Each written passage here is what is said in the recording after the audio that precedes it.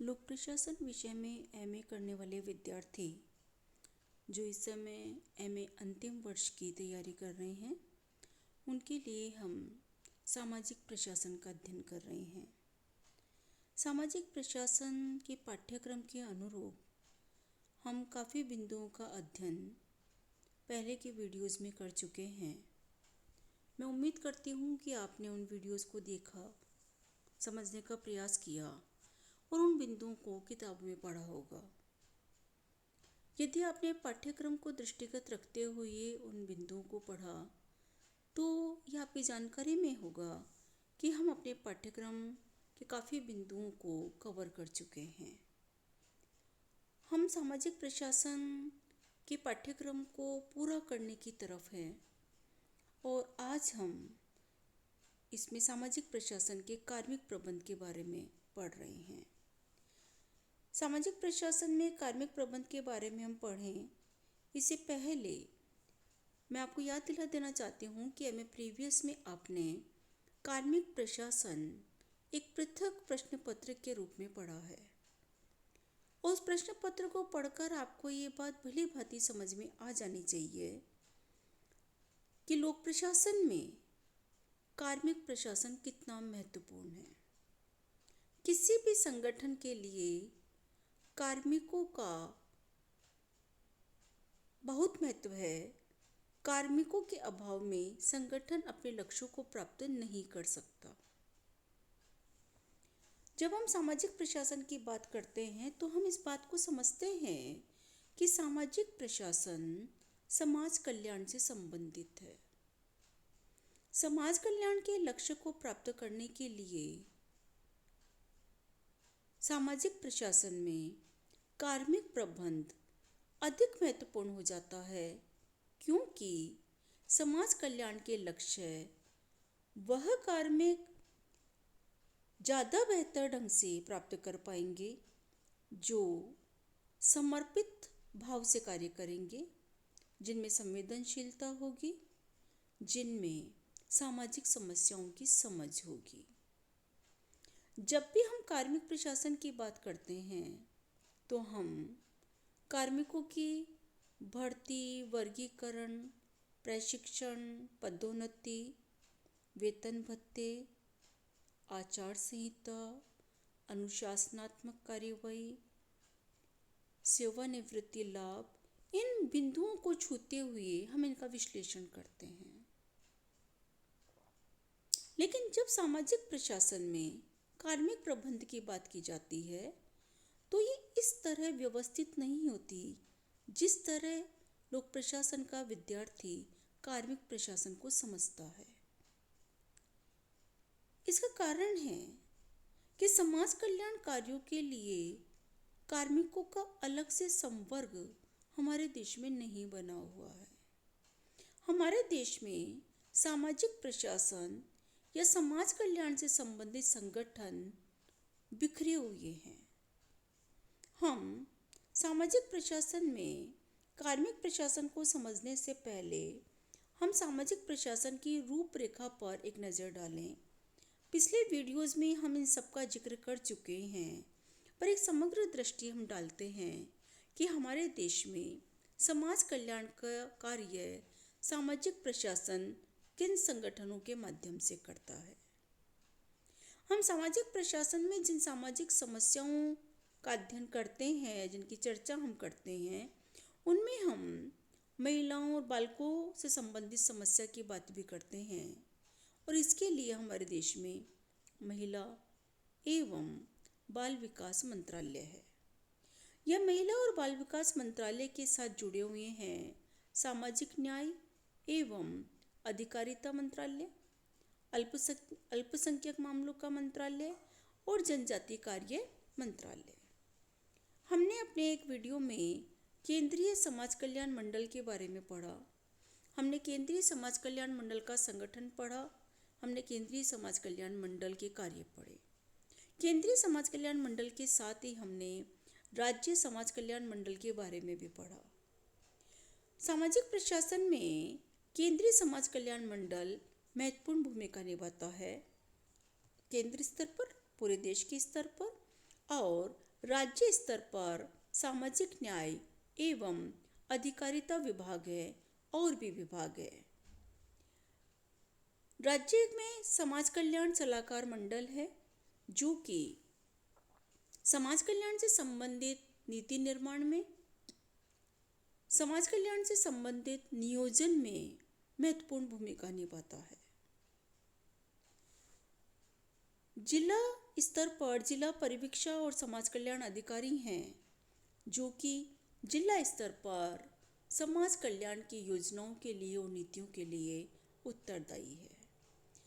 जैसे राष्ट्रीय स्तर पर महिला और बाल विकास मंत्रालय है, वैसे राज्य स्तर पर भी महिला एवं बाल विकास विभाग है।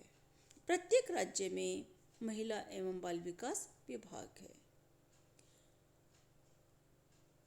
हम इस बात का जिक्र कई बार कर चुके हैं कि समाज कल्याण का जो कार्य है वो पूर्णतः सरकार पर निर्भर नहीं है। सरकार के साथ सरकार को करना चाहिए, लेकिन सरकार के पास संसाधनों का अभाव है और संसाधनों में मानव संसाधन भी शामिल है। सरकार के पास और भी बहुत से उद्देश्य हैं जिनके लिए सरकार को कार्य करना होता है। तो समाज कल्याण के कार्य में स्वैच्छिक संगठनों की बहुत महत्वपूर्ण भूमिका है। सरकार और स्वैच्छिक संगठन परस्पर सहयोग करके समाज कल्याण के कार्यों को गति प्रदान करते हैं। ये स्वैच्छिक संगठन, तकनीकी संस्थान, इनमें कार्यालय, आयोग, निगमनात्मक संस्थाएं, ये परस्पर एक दूसरे को सहयोग करते हैं और ये तकनीकी संस्थान और ये निगमनात्मक संस्थाएं महिला और बाल विकास विभाग को भी सहयोग करते हैं। जब हम इसके अतिरिक्त और ये सब सामाजिक प्रशासन की रूपरेखा में इसके अतिरिक्त कुछ विभाग हैं, कुछ डिपार्टमेंट्स हैं जो सामाजिक प्रशासन के लिए बहुत महत्वपूर्ण हैं और जो सामाजिक प्रशासन के लक्ष्य को प्राप्त करने में सहयोग प्रदान करते हैं। जैसे गृह विभाग है जिसमें विशेषकर पुलिस है। किसी भी प्रकार के अपराध को रोकने के लिए या अपराधियों को दंडित करवाने में महत्वपूर्ण भूमिका है पुलिस की। ग्रामीण विकास है पंचायती राज। पंचायती राज ग्रामीण विकास के माध्यम से गांव की समस्याओं का समाधान निकालने के प्रयासों से सामाजिक प्रशासन में महत्वपूर्ण भूमिका निभा रहा है। स्वास्थ्य और परिवार कल्याण विभाग है, ये भी सामाजिक प्रशासन की एक महत्वपूर्ण कड़ी है। शिक्षा, उद्योग जिसमें कुटीर उद्योग भी शामिल है, नगरीय विकास, हम इस बात का चर्चा पिछले वीडियोस में कर चुके हैं कि गांवों की समस्याएं अलग प्रकार की है, नगरों की समस्याएं अलग प्रकार की है। तो नगरीय विकास के लिए नियोजन अलग प्रकार से होगा और ग्रामीण विकास के लिए नियोजन अलग प्रकार से होगा। तो नगरीय विकास की संस्थाएं भी सामाजिक प्रशासन का हिस्सा है। कृषि एवं सहकारिता, खेती से संबंधित कृषि विभाग है। कृषि से संबंधित जितनी भी संस्थाएं कार्य कर रही है, सक्रिय है, वो सब सामाजिक प्रशासन का अंग है, सामाजिक प्रशासन का हिस्सा है। ये जो चार्ट है आपके सामने, ये किताबों में भी है, इस चार्ट को आप देखिए कि चार्ट को देखने से हमें समझ में आता है कि सामाजिक प्रशासन का संगठनात्मक स्वरूप इस प्रकार का नहीं है कि हम इसको एक सीधी रेखा में दिखा सके। जैसे आप गृह मंत्रालय का दिखा सकते हैं जो आप पढ़ चुके हैं अपनी पिछली कक्षाओं में, या आप अन्य किसी भी मंत्रालय का दिखा सकते हैं, किसी विभाग का दिखा सकते हैं, केंद्रीय सचिवालय, राज्य सचिवालय का संगठन बता सकते हैं। वैसा सामाजिक प्रशासन की संरचना नहीं है। सामाजिक प्रशासन की संरचना बिखरी हुई है क्योंकि सामाजिक प्रशासन के लक्ष्य बहुत व्यापक है। सामाजिक प्रशासन अलग अलग क्षेत्रों में कार्य कर रहा है, गांव में भी कार्य कर रहा है, शहर में भी काम कर रहा है, महिलाओं के लिए भी कार्य कर रहा है तो बच्चों के लिए भी कर रहा है, वृद्धों के लिए भी कर रहा है, गरीबी उन्मूलन के लिए भी कर रहा है, आवास के लिए, बहुत सारे कार्य हैं जो आप पढ़ चुके हैं जो सामाजिक प्रशासन कर रहा है। जब सामाजिक प्रशासन के दायित्व या सामाजिक प्रशासन के लक्ष्यों में बिखराव है तो वो स्वाभाविक सी बात है कि इसकी संरचना में भी बिखराव होगा, बिखरी हुई संरचना होगी। केंद्रीय स्तर, राज्य स्तर, अलग अलग राज्यों की समस्याएं, ये सब में इतनी विविधता है कि सामाजिक प्रशासन की संरचना को हम एक सीधी रेखा में नहीं बता सकते। आज हम सामाजिक प्रशासन की इस रूपरेखा की चर्चा, इसका जिक्र क्यों कर रहे हैं? आज हम इसकी चर्चा इसलिए कर रहे हैं क्योंकि जब हम सामाजिक प्रशासन के कार्मिक प्रबंध की बात कर रहे हैं तो उसके पहले हमें ये समझना आवश्यक है कि सामाजिक प्रशासन की संरचना में इतना बिखराव है तो कार्मिक प्रबंध भी उसी के अनुरूप होगा। जैसा संगठन होगा उस संगठन के अनुरूप, प्रशासनिक संरचना के अनुरूप ही कार्मिक प्रबंधन किया जाएगा। तो हम कार्मिक प्रबंध को उस तरह से नहीं देख सकते जैसे कि हम सीधे सीधे अर्थों में भर्ती, प्रशिक्षण, पदोन्नति को अवधारणात्मक रूप से देखते हैं, या इसका एक व्यवहारिक पक्ष भी आपने पिछले साल पढ़ा है कार्मिक प्रशासन में। या हमको देखना है कि सामाजिक प्रशासन में कर्मचारियों का वर्गीकरण किस तरह से किया जा रहा है, किस किस प्रकार की श्रेणी के कर्मचारियों को नियुक्त किया जा रहा है, इनको कहाँ प्रशिक्षण दिया जा रहा है। जब इन बिंदुओं पर हम बात करते हैं तो हम सामाजिक प्रशासन के कार्मिक प्रबंध के बारे में बात करते हैं।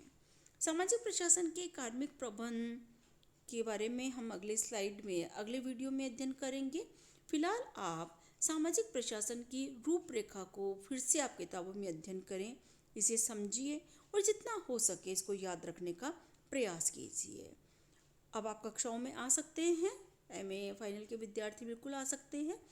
आप जो कक्षाओं में जब कक्षाएं ले रहे हैं तो आप वहाँ इन बिंदुओं को डिस्कस कीजिए।